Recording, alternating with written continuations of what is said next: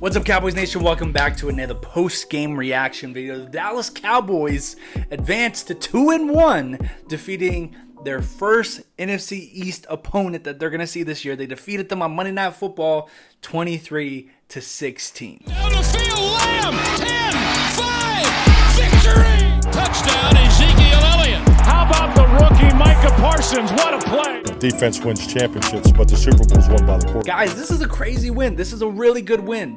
On paper, it looks like the Cowboys beat an undefeated team, but it's a little bit more than that. The Cowboys got a much-needed win against an NFC East opponent, and you guys know me.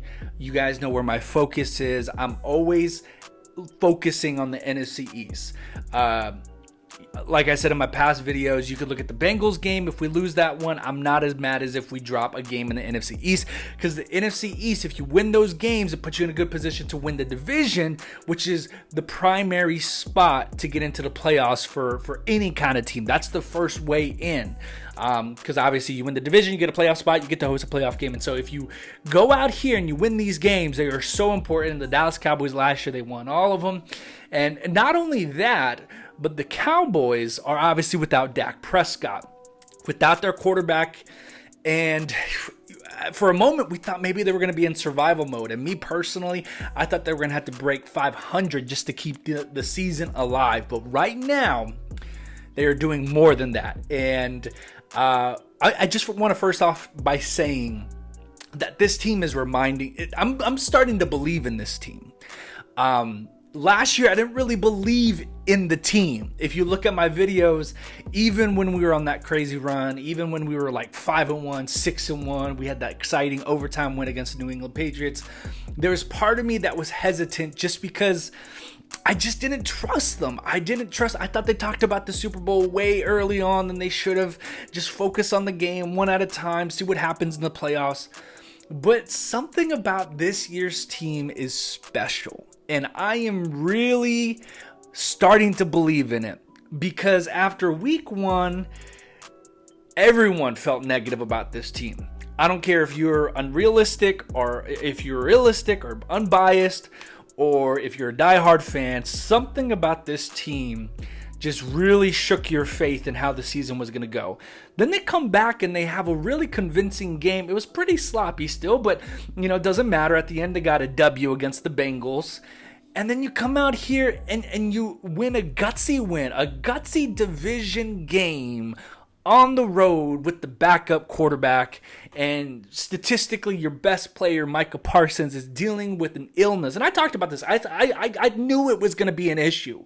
I know Micah Parsons is a beast. This team is a lot different without him, obviously. But I mean, even if you look at last year, against the San Francisco 49ers, he was coming off of COVID. He had missed the last game of the season against the Philadelphia Eagles. He wasn't the same Micah Parsons that we were used to seeing in that wild card game. He looked a lot like he did tonight. But here's the thing with Micah Parsons, and we're going to talk a little bit more about the defense. Micah Parsons played a great game that you're not necessarily going to see on a record sheet, on a stat sheet, but just his presence was more than enough, because it opened the floodgates for every other pass rusher that we have on our team. And I'm talking about Dorrance Armstrong, I'm talking about Dante Fowler Jr., and my man, DeMarcus Lawrence, the tank. I had told y'all, I had predicted that this was going to be a big game for DeMarcus Lawrence to make his mark, to get back into the mix, to show that he's just not a vocal leader or a veteran presence here on the Dallas Cowboys defense and the team, but he can still wreak havoc. And the contract that we gave him, I know it was a different contract because we reworked it, we restructured it this past offseason, but man, 3 sacks. I just think and love DeMarcus Lawrence, man. He is not only a really great pass rusher, as you saw tonight, but he has a huge effect in the run game, and I'm just really glad he got into the mix. But I said that the Cowboys were going to hold them underneath 20 points, and that's exactly what they did. They held the New York Giants to 16 points, and the New York Giants have failed to break 20. And you know, they have failed to break 20 all season long, and that's what you saw tonight as well. Their offense struggled big time, partially because of our defense, but partially they're just a really bad offense. I mean, their offense primarily is successful. You have Saquon Barkley, that is a dual threat in the run game and the passing game, yet you can't generate an offense through him or design an offense around him. So therefore, now every down, I'm going to back up and let Daniel Jones work his legs because God knows he can't throw the football. I think it's pretty funny, though. The Giants fans, and I did a very special video with the Hit Squad Productions on YouTube if you want to check it out. We did a little bit of pregame chat, but I thought it was hilarious.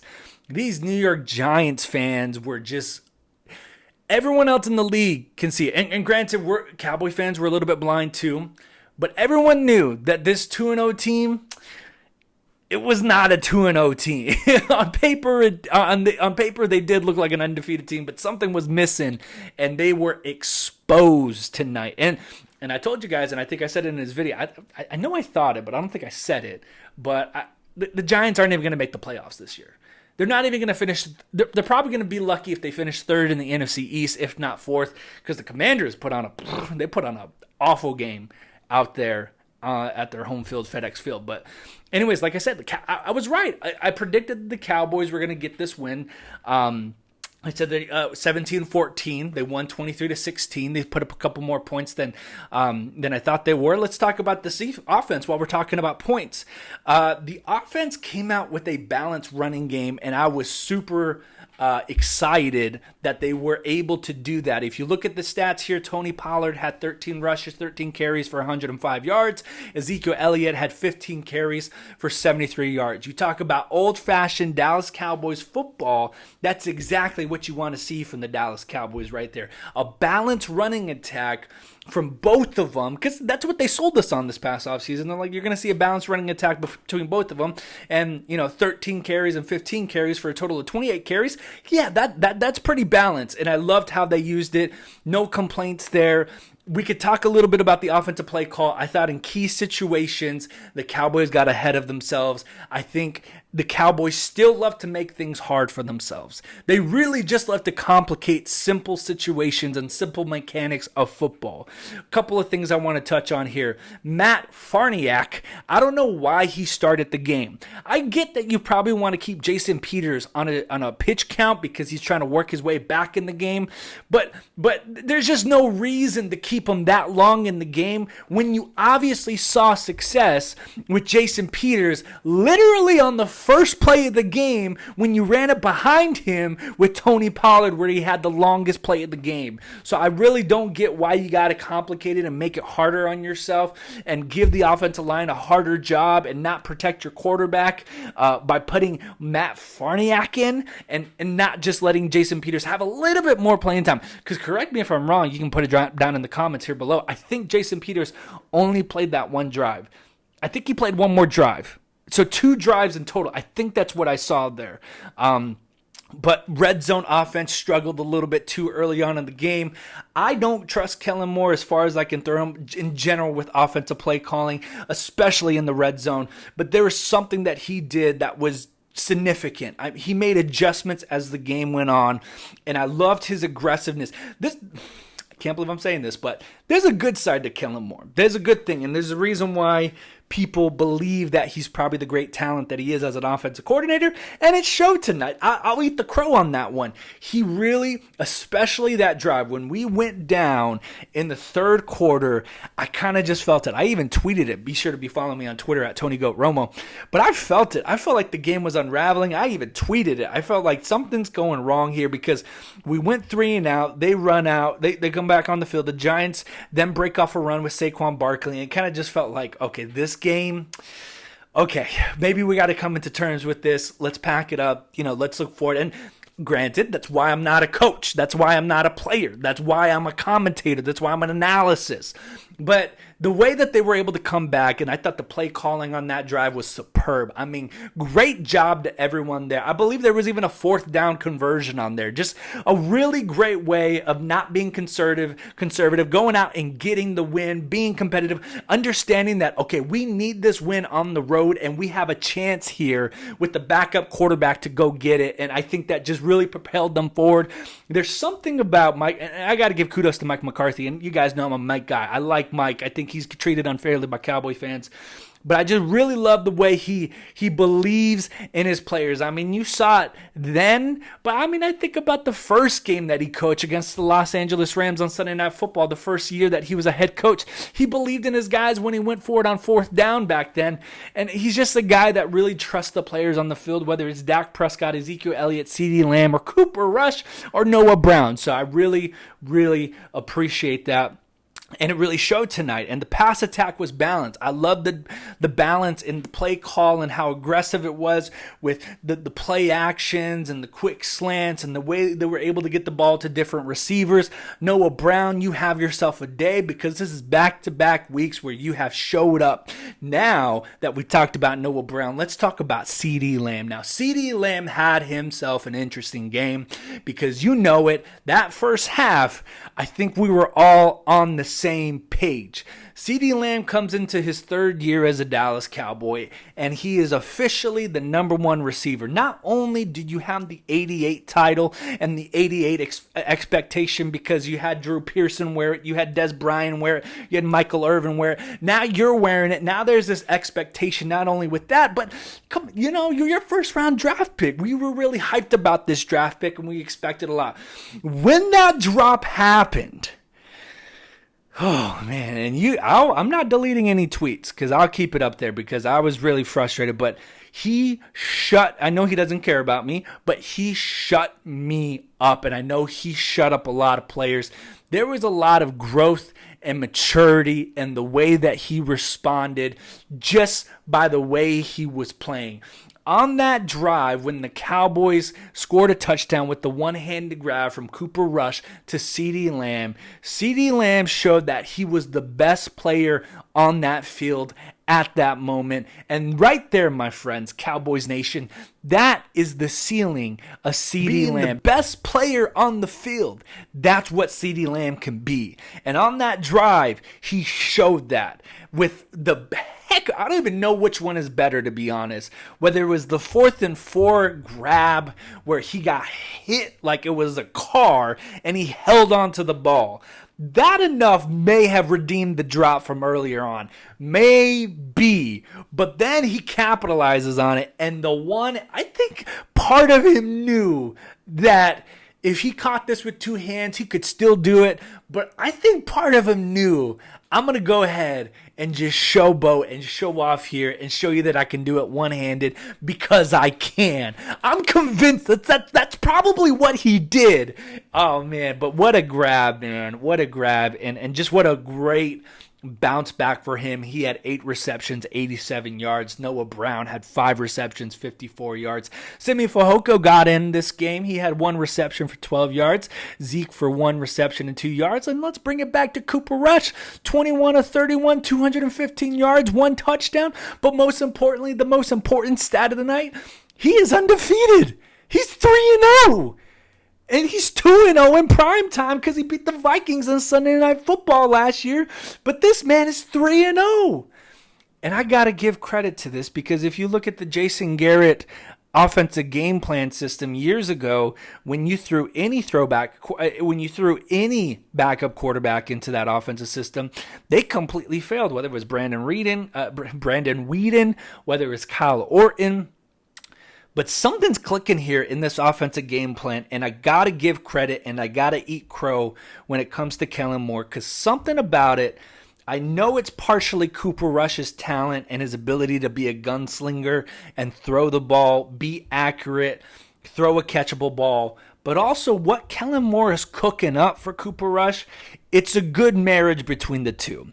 And I think I may talk about that. I don't think tonight's the night to talk about why that is, because I do have a reason of why that is, of why maybe that might work over, what Dak Prescott and Kellen Moore's relationship is.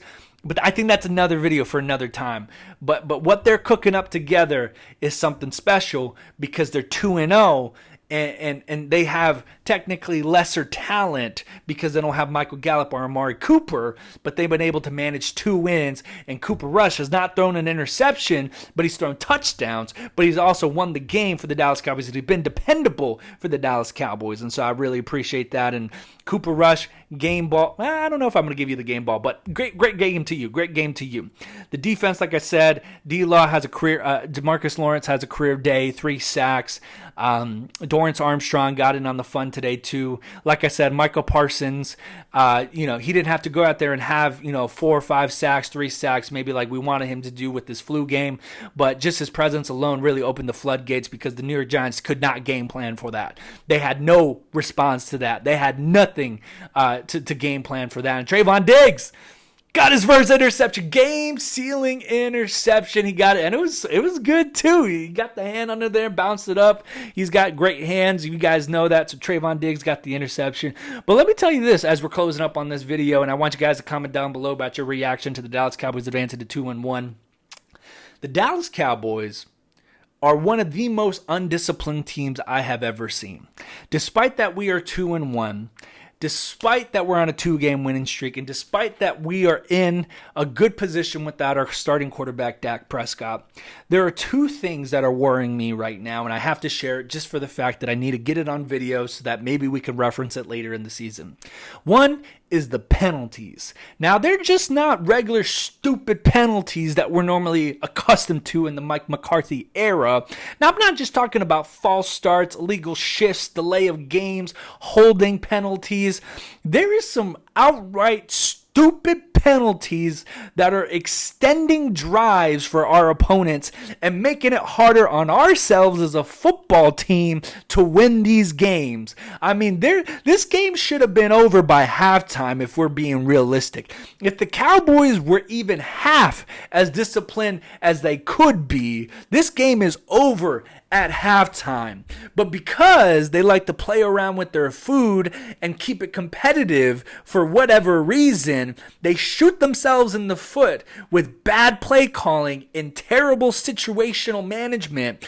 And back to the penalties again, that they keep these opponents in the game when they could really be a better football team and take care of them. That's all I'll say about that. But, obviously the penalties. But, I mean, there's simple stuff. Like, you're looking at the end of the game right there. I think it was maybe 3rd and 4. And we decide, I'm sitting there yelling at the game. One of these days I got to go live. But I'm sitting there, I'm standing up watching the game. It's 3rd and 4. We're in the 30. And we ended up kicking a field goal. But I'm thinking, you might be thinking it's 2-down territory here. And they pass it. And it's out route. It's an out route to CeeDee Lamb. Just a bad play design, in my opinion. And Cooper Rush just forces the ball to CeeDee Lamb. Doesn't go anywhere. They start to go for it on 4th and 4. And it's just little things. Like, if you're going for 2, you got to be in a two down mindset when you're making that play call. You might as well just run it, because what's worse? I mean, how worse does it get? Because you're in 3rd and 4, you're going to get to 4th and 4 if you get stopped at the line with the run. Or better situation is you run the ball, you get 1 or 2 yards, you're setting yourself up for 4th and 2, which is shorter 4th down than 4th and 4. Little things like that, but most importantly, too, why are we throwing it on 3rd and 1? Why are we throwing it on 3rd and 1? There's a couple of reasons why you shouldn't be throwing it on 3rd and 1 right there. One is you could probably just run the ball, because the past 2 plays, you ran 2 running plays to get a combination of 9 yards. So the statistics of you running the ball again and getting at least 1 more yard for the first down, it's in your favor. It's in your odds. And just them not doing that then gives them a 4th and 1. They have to count on the leg of Brett Maher, which I'm not really super confident in. And granted, he did, kick it and gave us the 2-possession game, the 10-point lead. But if you run the ball there, you're going to get that first down with Ezekiel Elliott. And you're also going to take off, 3 plays, 40 seconds, probably up to 2 minutes. 1 minute and 20 seconds to 2 minutes of more time when there's 5 minutes left in the ball game. That way the Giants get the ball back with 3 minutes left instead of what they originally had it back with, which was 6 minutes. and they were able to have some sort of chance that maybe it just changes the play call. It makes things a lot easier. It's situational football like that where the Cowboys need to tune that, which I actually don't have the most confidence in them being able to do so. But that's all I'll say about this. And I'll say this team reminds me, and I'll close it with, because I said it at the beginning of the video, this team's making me buy in. I believe in this team. There's something special about this team more than just its defense. The fight that it has. It almost reminds me of the 2014 Dallas Cowboys where they went 12-4. They beat the Detroit Lions on the wild card. They fought back, and the season came to a horrible end with the catch in Green Bay that was obviously not ruled a catch in Green Bay. Something about that team back then, you just always knew they were going to come back. There were instances in that year where we were down, 21-0 to the Rams. We came back, we won that game. There were situations when we were playing the then Washington Redskins and we were down and we came back and we won the game. There's situations in that wild card game where we came back and we won the game and we were able to move on to the divisional round. There was just always a fight in that team and they just had something to prove. I feel that same way about this team. And I feel almost like this team may even be better because that was a year where Tony Romo had to sit out a couple of games due to an injury. And we lost to the Redskins on Monday Night Football. And we lost to the Arizona Cardinals. And Brandon, we just started that game. And this team just looked terrible without a starting quarterback. But the reason why I think this team may be better is we're playing like this. We're winning games with the backup quarterback. That's something that 2014 team did not do. So could this team be even a little bit better than they were last year with lesser talent? Do they have it figured out coaching-wise and player-wise with lesser talent? We got a whole season to find out. And I'm just really excited that these are 2 wins, tough wins. They were ugly wins. A lot of things you got to tune up, and that's just anything in the NFL. But this is something to be proud about. Both these wins back-to-back, pulling it out, especially with the backup quarterback without our starting quarterback, Dak Prescott. Be sure to follow me on Instagram, Twitter, and TikTok for more Cowboys content. This will also be available as a podcast on Spotify and Apple Podcasts. Thank you so much for joining this post-game reaction video. Be sure to drop a like and subscribe for more Cowboys content. I will see you guys later in the week for the pregame prediction video for the Washington Commanders. But other than that, Cowboys are 2-1. They keep the streak alive. We got to trust in Rush. I tripped up on that. Trust in Rush. There we go. Go Cowboys. On the field, Lamb, 10-5, victory! Touchdown, Ezekiel Elliott. How about the rookie Micah Parsons? What a play! Defense wins championships, but the Super Bowl is won by the quarterback.